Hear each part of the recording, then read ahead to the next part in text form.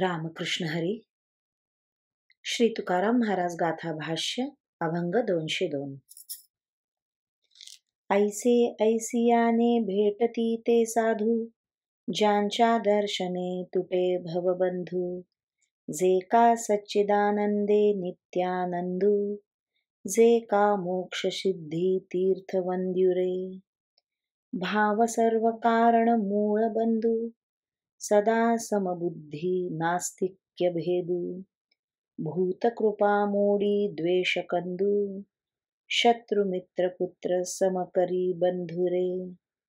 मनबुद्धी काया वाचा शुद्ध करी, रूप सर्वत्र देखुनी नमस्कारी.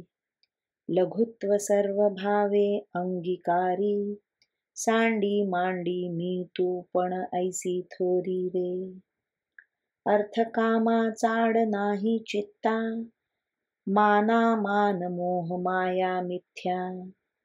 वर्ते समाधानी जाणुनी नेणता, साधू भेट देती तया अवचितारे. मनी दृढ धरी विश्वास, नाही सांडी मांडीचा सायास. साधू दर्शन नित्य काळ त्यास, तुका म्हणे जो विठला जाणिवे सरे. ज्यांच्या दर्शनाने भवबंध तुटतो, जे ब्रह्मानंदाने आनंदित असतात, साधकाला मोक्ष प्राप्त करून देतात आणि जे गंगादी तीर्थांनाही वंद्य असतात, अशा लक्षणाचे साधू पुढील उपायाने भेटतात. ते उपाय असे की सर्व साधनांचे मुख्य कारण श्रद्धा आहे, अर्थात ती श्रद्धा साधकाचे ठिकाणी असली पाहिजे. तसेच सर्व भूतांविषयी समबुद्धी, नास्तिकपणाचा अभाव आणि भूतदया ही सर्व असावी लागतात. द्वेषाचे मूळ कारण जी भेदबुद्धी ती नष्ट झाली पाहिजे. शत्रू मित्र पुत्र आणि बंधू यांना समान मानले पाहिजे. काया वाचा मन आणि बुद्धी यांना शुद्ध करावे. सर्वत्र पांडुरंगाचे रूप पाहून सर्वांना नमस्कार करावा. काया वाचा आणि मनाने स्वतःकडे लहानपणा घ्यावा. मी तू असा भेद टाकून द्यावा.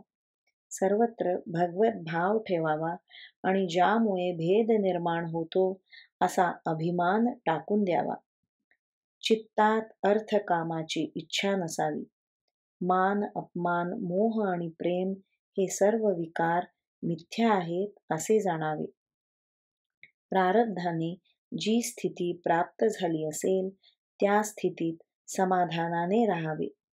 सर्व शास्त्रे शिकूनही त्याचा अभिमान न ठेवता वेड्यासारखे राहावे. असे उपाय करणाऱ्या साधकाला वरील लक्षणाचे साधू अकस्मात भेटतात. तुकाराम महाराज म्हणतात, मनात दृढ विश्वास असू द्या. हे पाहिजे ते नको असा सायास करू नका आणि शहाणपणाच्या अभिमानाला जो विटला असेल अशा साधकाला साधूंचे दर्शन सर्व काळ होते. रामकृष्ण हरी. श्री कृष्णार्पणमस्तु.